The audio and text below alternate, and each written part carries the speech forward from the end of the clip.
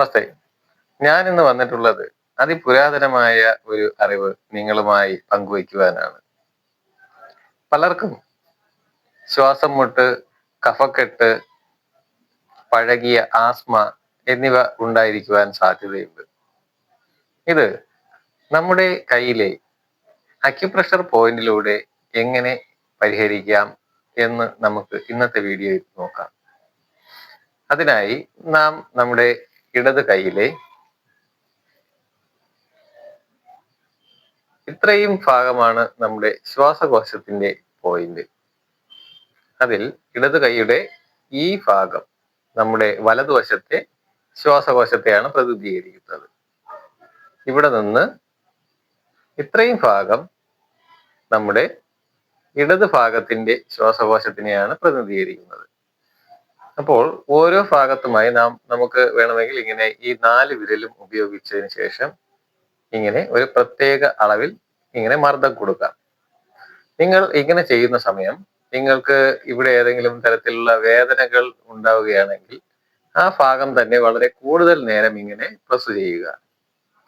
അതുപോലെ ഇങ്ങനെ മാറ്റിയും ചെയ്യാം. ഈ ഭാഗം വേണമെങ്കിൽ നമുക്ക് നമ്മുടെ ഈ പെരുവിരൽ ഉപയോഗിച്ചുകൊണ്ടും ഇങ്ങനെ ചെയ്യാവുന്നതാണ്.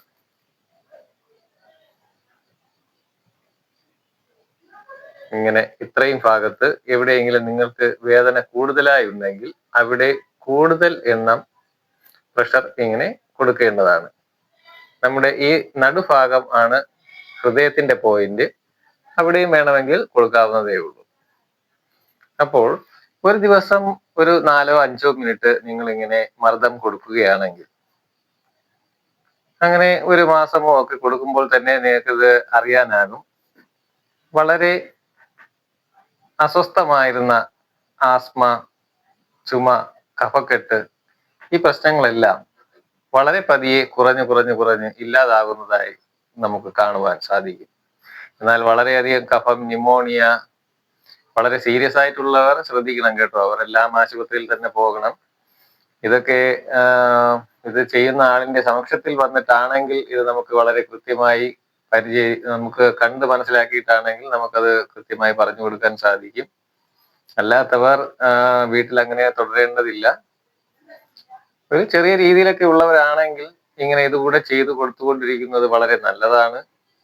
ഇനി എന്തെങ്കിലും ശ്വാസം മുട്ടിന് ഇൻഹേലർ എടുക്കുന്നവരോ അങ്ങനെ എന്തെങ്കിലും ആണെങ്കിലും നമുക്ക് ആ മരുന്നുകൾക്കൊപ്പം തന്നെ ഈ ഒരു കാര്യം കൂടെ ചെയ്തു കൊടുത്തു കഴിഞ്ഞാൽ വളരെയധികം ആശ്വാസം നിങ്ങൾക്ക് ലഭിക്കുന്നതാണ്. ഇനി ഇത് വരാതിരിക്കുവാനായിട്ട് ഇത് യാതൊരു പ്രശ്നവും ഇല്ലാത്തവർക്ക് ദിവസവും ഇങ്ങനെ ചെയ്യുന്നത് കൊണ്ട് യാതൊരു പ്രശ്നവുമില്ല. ഇങ്ങനെ നമ്മൾ നെക്കി കൊടുത്തുകൊണ്ട് മറ്റു യാതൊരു പ്രശ്നങ്ങളും നിങ്ങൾക്ക് ഉണ്ടാകുവാൻ സാധ്യതയില്ല. അപ്പോ ഇത് ഉള്ളവർ നിങ്ങൾ മറ്റേതെങ്കിലും മരുന്ന് കഴിക്കുന്നുണ്ടെങ്കിൽ അതിനോടൊപ്പം തന്നെ ഇതും ചെയ്യാവുന്നതാണ്. ഇത് വളരെയധികം ഗുണപ്രദമായിരിക്കും എന്ന് പറഞ്ഞുകൊണ്ട് നിർത്തുന്നു. നന്ദി, നമസ്കാരം.